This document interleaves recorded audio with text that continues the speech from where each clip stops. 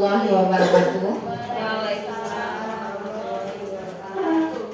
Terima kasih atas waktu yang telah diberikan hari ini dan kesempatan semua kawan. Terutama saya berterima kasih sangat kepada Kepala Sekolah SDN 1 Negara Ajitua, yaitu Bapak Taufik SPD SD, yang telah mengizinkan saya untuk mengkoordinir kawan-kawan semua untuk memberikan waktu kepada saya sejenak mengimplementasikan budaya positif.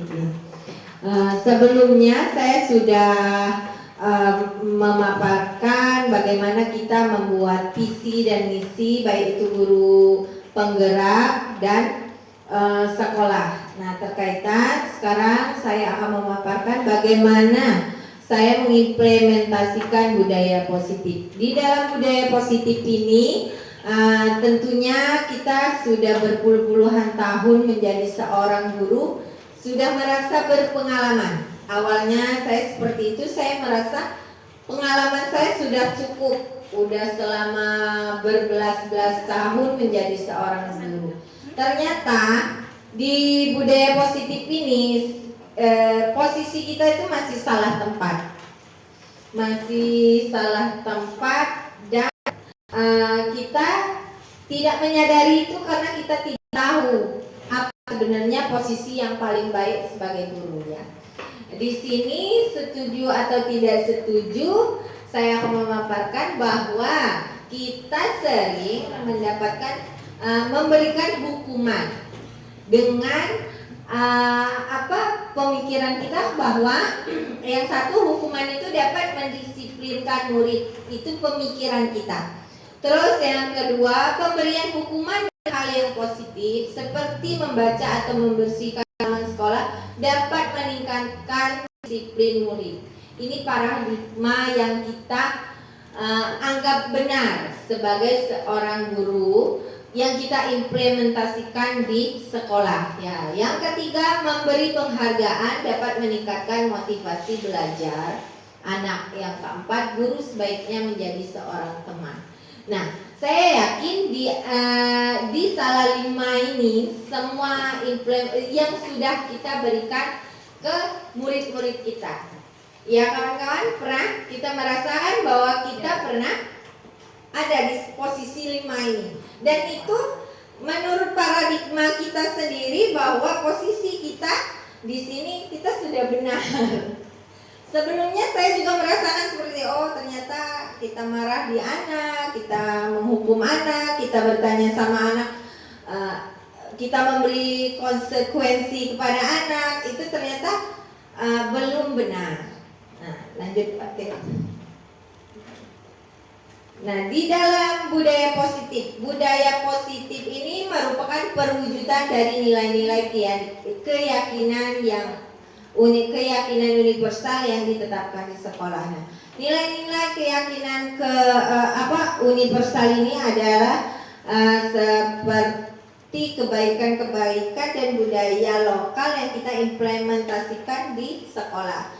Kayak kemarin saya sudah memaparkan bahwa visi sekolah kita adalah program Lisambu dan Panji Pagi Mengaji. Saya berkoordinasi dengan Bu Desi dan Bu Nur Halimah. Lalu Lisambu yang sudah alhamdulillah sudah diterapkan. Bagaimana di jam pagi anak-anak itu selalu kita berikan contoh bahwa lihat sampah kita ambil buang di tempat sampah. Nah, seperti itu yang sudah kita implementasikan. Dari nilai-nilai dan keyakinan universal ini perlu kita terapkan di sekolah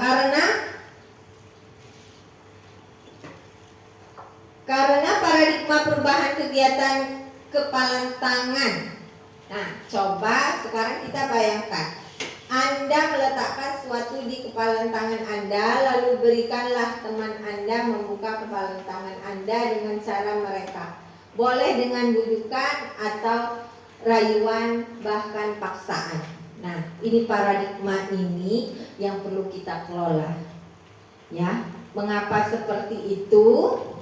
Karena teori kontrol oleh William Glasser, ilusi guru mengontrol murid, ilusi bahwa semua penguatan positif efektif dan bermanfaat, ilusi bahwa kritik dan membuat orang merasa bersalah dapat mengatakan karakter, ilusi bahwa orang dewasa memiliki hak untuk memaksa. Dari nilai-nilai keyakinan disiplin positif itu kita ada 5 nilainya itu, yaitu kita sebagai teman, sebagai manajer, sebagai penghukum, sebagai membuat murid merasa bersalah, dan kita sebagai guru kita harus bisa refleksi atas semua kegiatan yang kita terapkan di sekolah.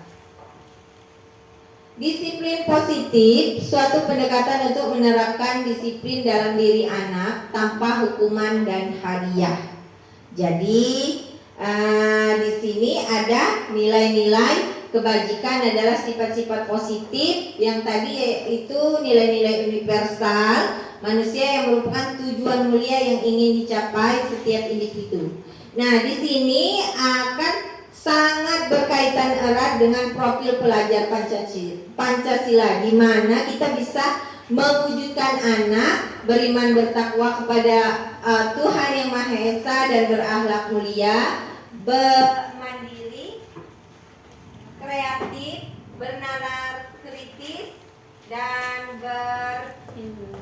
berbinekaan global serta bergotong royong. Nah, di sini nilai-nilai kebajikan ini ada yang sudah kita terapkan, yaitu dua program yang sudah saya programkan, Lisanbu dan Panji itu. Karena saya mengutip dari sini, karena semua materi yang saya pelajari dari semuanya yaitu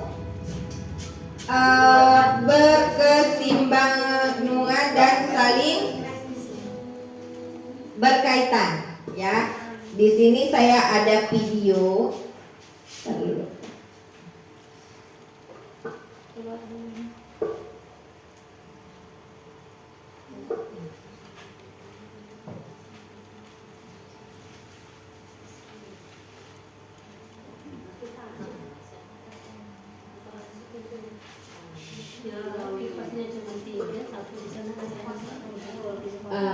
Ini contoh untuk kita menerapkan bagaimana kita memposisikan diri kita sebagai guru yang menuntun murid dan bukan membuat kertas kosong yang kita tulis, bukan. Pada ininya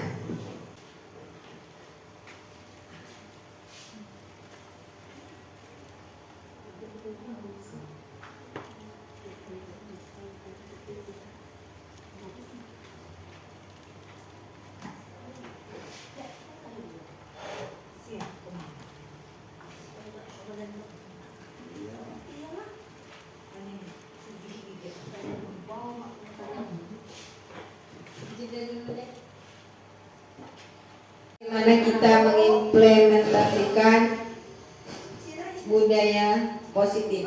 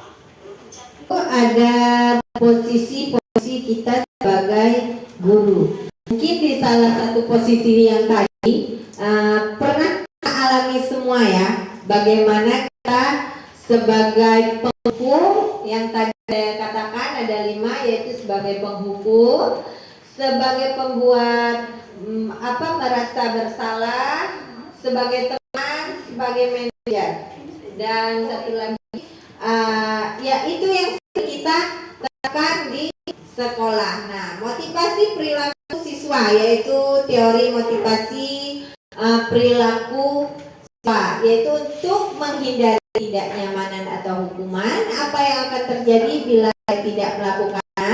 Dengan kita memberi hukuman tadi seperti yang dilakukan oleh guru. Jadi di situ bukan dari dasar hati kita, yaitu mengapa kita melakukan itu supaya kita terhindar, menghindari hukuman yang akan kita terima, yaitu motivasi eksternal. Yang kedua, untuk mendapatkan imbalan dari orang lain atau instansi. Apa yang akan saya dapatkan apabila saya melakukannya? Contoh, kita ingin dipuji karena kita melakukan itu bukan dari hati, hanya karena saya disiplin, saya ingin dipuji dan menghindari hukuman. Yang ketiga, yaitu itu tentang dari motivasi dari eksternal, jadi dari luar, dari hal-hal yang membuat keuntungan pada diri kita sendiri. Yang ketiga, untuk menghargai diri sendiri. Saya akan menjadi orang yang seperti apa bila saya melakukannya. Nah, jadi semua hal untuk kawan-kawan semua yang akan menjadi guru penggerak atau calon guru penggerak, yaitu kita motivasi dulu dari internal. Tujuan disiplin positifnya itu mulai dari diri sendiri untuk tidak berpikir bahwa kalau kita melakukan itu kita akan terhindar dari hukuman atau kita mendapatkan sesuatu. Lalu sini hukuman, konsekuensi dan restitusi, yaitu hukuman sesuatu yang mengkaitkan harus terjadi. Ya, yang disiplin yaitu konsekuensi suatu harus terjadi. Restitusi merupakan pilihan. Jadi kalau hukuman tidak nyaman untuk murid atau untuk jangka waktu panjang, bila kita ada di posisi hukuman, murid itu akan menjalani, dia akan ikut apa yang kita mau, tetapi yaitu karena agar dia terhindar dari hukuman. Lalu korban mendapatkan keadilan, murid anak akan tersakiti. Nah, yang akan tersakiti ini bisa jadi dia itu parameter ingatannya. Jadi dia sebelumnya kalau kita sudah hukum, dia akan ingat, oh itu peristiwa yang baik, peristiwa yang buruk, atau peristiwa yang menyenangkan, atau peristiwa yang tidak menyenangkan. Makanya kita harus menghindari hukuman.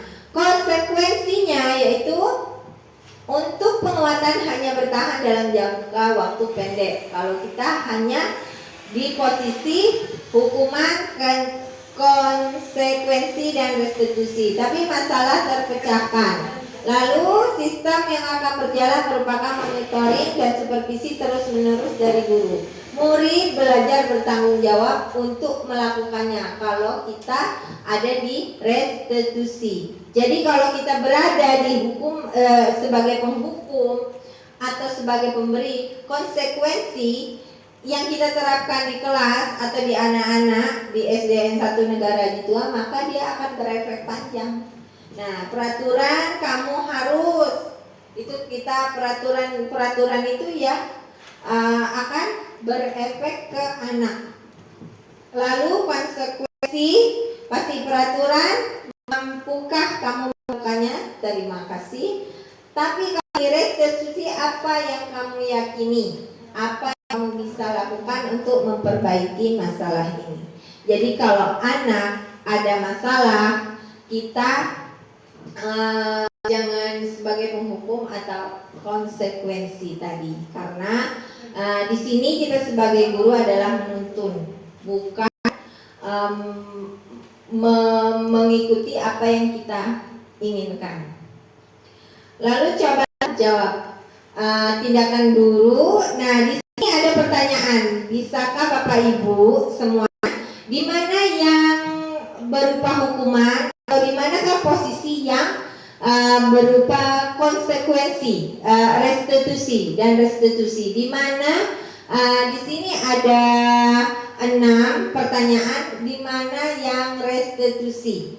Bagaimana? Kalau nomor 1 mencatat 100 kali di dalam buku kalimat saya tidak akan terlambat lagi karena terlambat ke sekolah. Yang kedua, lari berkeliling lapangan basket 2 kali karena terlambat hadir sekolah. Apakah itu hukuman? Mencatat 1000 kata itu apakah hukuman atau konsekuensi atau sudah restitusi? Kalau yang mencatat 1000 kata Bu Raisa, ya. Lalu kalau yang lari berkeliling lapangan basket 2 kali, hukuman. Murid diminta untuk push up 15 kali karena tidak menggunakan masker ke sekolah. Menggantikan kertas tugas temannya telah dicoret-coret, itu konsekuensi restitusi atau hukuman? Membersihkan tumpahan air di meja tulis karena tersenggol pada saat belajar, itu konsekuensi apa hukuman? Konsekuensi. Lagi saya coba di slide yang yang sebelumnya. Nah, ini efek kalau kita berikan mana sih yang hukuman? Nah, ini efek kalau kita beri hukuman. Jadi, anak murid pertanyaan saya tadi, ke sini, anak itu akan merasakan sesuatu yang menyakitkan, terus dia tidak nyaman. Konsekuensi itu dia punya perasaan penguatan bertahan dalam jangka panjang. Terus kalau yang restitusi ini kita punya efek berkelanjutan. Jadi anak bisa bertanggung jawab atas apa yang dia lakukan. Makanya itu ada pertanyaan yang ini tadi. Karena masih banyak yang keliru, mana yang hukuman, mana yang konsekuensi dan restitusi. Karena yang paling baik itu adalah restitusi. Di sini di mana yang ada letaknya restitusi? Lari mengeliling lapangan basket 2 kali karena terlambat 10 menit untuk pelajaran PJOK, atau murid disuruh untuk menggunakan sepatu harian di sekolah karena tidak menggunakan sepatu hitam, membersihkan tumpahan air, di mana yang letaknya restitusi atau hukuman? Tadi sepakat kalau yang pertama itu hukuman, bukan konsekuensi. Yang nomor 1 apa? Hukuman. Yang nomor 2 hukuman. Lari berkeliling lapangan basket 2 kali karena terlambat hadir sekolah. Hukuman. Lalu nomor 3, murid diminta untuk push up 15 kali karena tidak menggunakan masker ke sekolah. Mengganti kertas tugas teman yang telah coret-coret. Ya, terus membersihkan tumpahan air meja tulis karena tersenggol pada saat belajar. Restitusi. Murid disuruh untuk mengenakan sepatu seharian di sekolah karena tidak mengenakan sepatu hitam. Hukuman. Oke, yang terakhir, lari berkeliling lapangan basket 2 kali karena lambat 10 menit untuk pelajaran PJOK. Bukan. Restitusi. Restitusi itu memberikan rasa tanggung jawab. Restitusi itu ada berasa membersihkan tumpahan air di meja tulis karena tersenggol pada saat belajar. Jadi dia bertanggung jawab, setelah dia senggol dia bersihkan. Itu rasa tanggung jawab. Lalu apa lari berkeliling lapangan basket 2 kali tidak terlambat 10 menit untuk pelajaran PJOK, itu bukan hukuman karena bukan efektifnya di situ. Jadi dia harus mengelilingi lapangan basket 2 kali karena dia 10 menit sebelumnya dia tidak mengikuti pemanasan. Jadi ini adalah restitusi. Yang tidak memberi efek terjadi di situ saja, ya. Di sini paham bagaimana hukuman, konsekuensi, restitusi.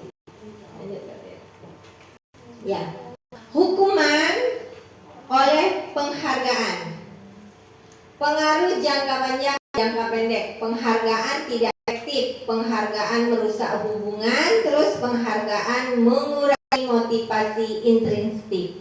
Intrinsik ini adalah motivasi dari dalam. Jadi kalau kita memberikan hukuman karena agar mendapatkan penghargaan, dia akan berpengaruh jangka panjang dan jangka pendek. Lalu penghargaan tidak efektif. Mengapa? Karena motivasinya awal itu bukan dari diri dia, melainkan untuk mendapatkan sesuatu. Penghargaan merusak hubungan. Ketika kita sudah bertujuan untuk mendapatkan penghargaan, merusak hubungan, maka akan terjadilah apa ini? Terjadi untuk saing-saingan. Karena untuk mendapatkan penghargaan itu sisi negatif, dihukum oleh penghargaan. Bukan berarti kita tidak bisa memberi penghargaan, tapi penghargaan harus yang restitusi, yang membuat peserta didik termotivasi dari diri sendiri. Lalu keyakinan kelas. Nah, untuk keyakinan kelas merupakan ketetapan yang disepakati oleh seluruh anggota kelas. Membentuk keyakinan kelas merupakan proses menciptakan disiplin positif dari siswa dengan kesadaran dan tanggung jawab untuk melaksanakannya. Untuk kita terapkan keyakinan kelas, yaitu kita sudah membuat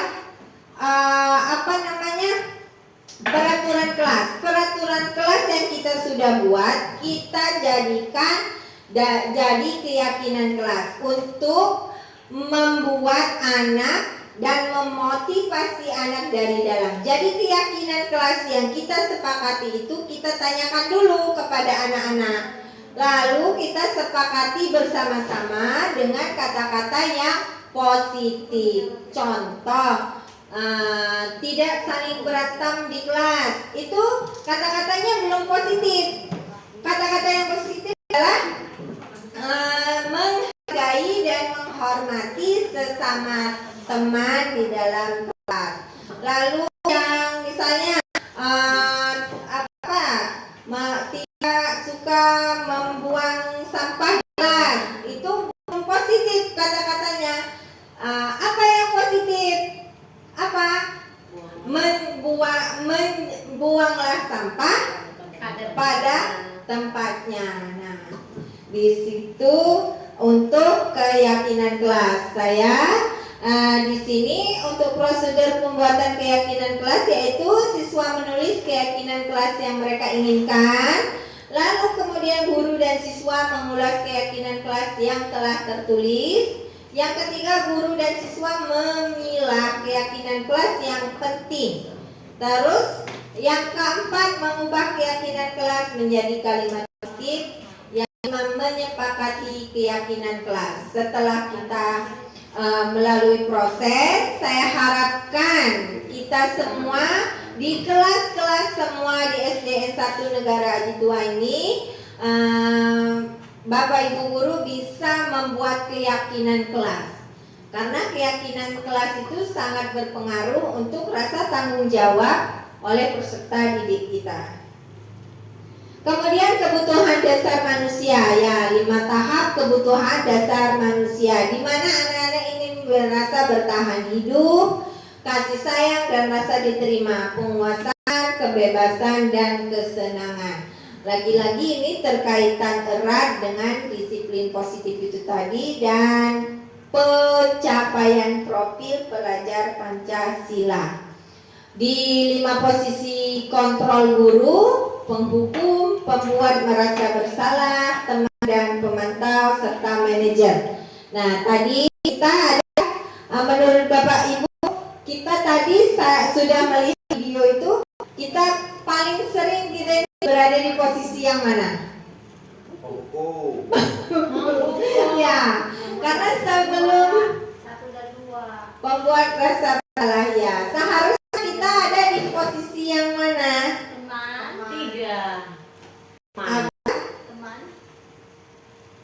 Teman, manajer. Ya, teman, manajer.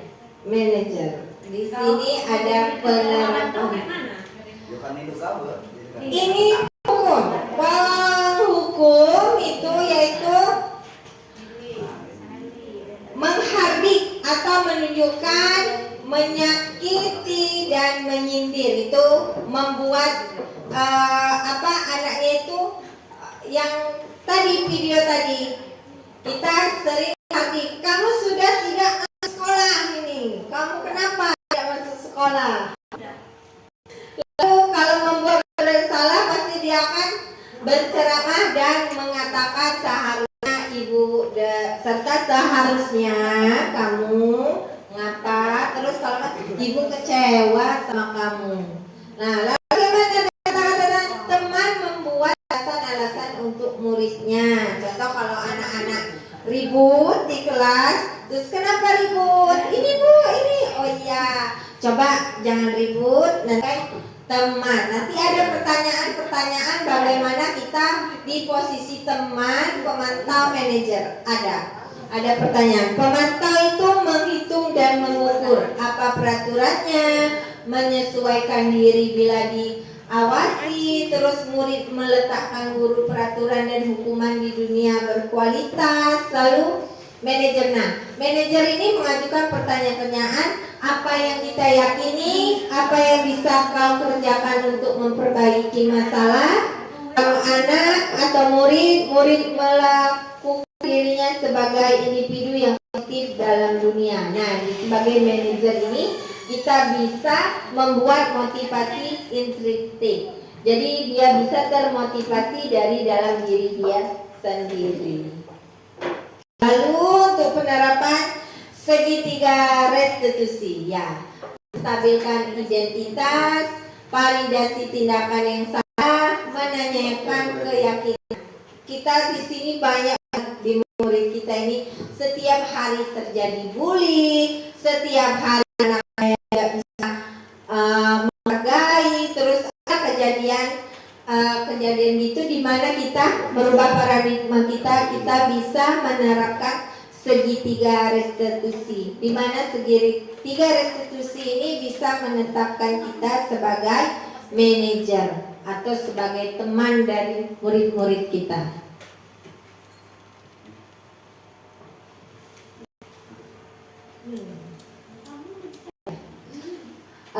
Jadi untuk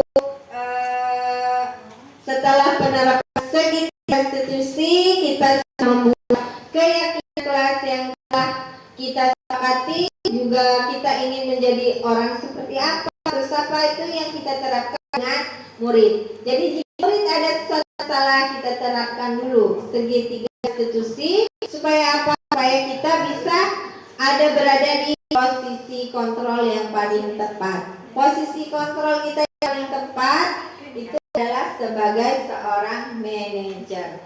Sebelumnya saya harapkan kita programkan khususnya semua tanpa terkecuali wali kelas, guru mata pelajaran menetapkan keyakinan kelasnya masing-masing. Itu awal dari kita terapkan budaya positif atau disiplin positif. Selain program yang sudah terjalan, saya mohon dengan kawan-kawan untuk menjalankan program yang sudah kami berdua, Pak Trir, jalankan, terus kita laksanakan supaya nanti pemetaan jadi budaya di SD kita ini. Jadi sudah tertanam sebagai budaya mereka. Insya Allah target selama 6 bulan ini kita akan menyuruh anak-anak itu, tapi sudah mulai dari diri mereka sendiri sadar. Terima kasih atasnya. Itulah paparan dari saya. Semoga apa yang kami lakukan, saya lakukan untuk kedepannya bisa berjalan sesuai dengan tujuan yang sudah kami programkan. Wassalamualaikum warahmatullahi wabarakatuh.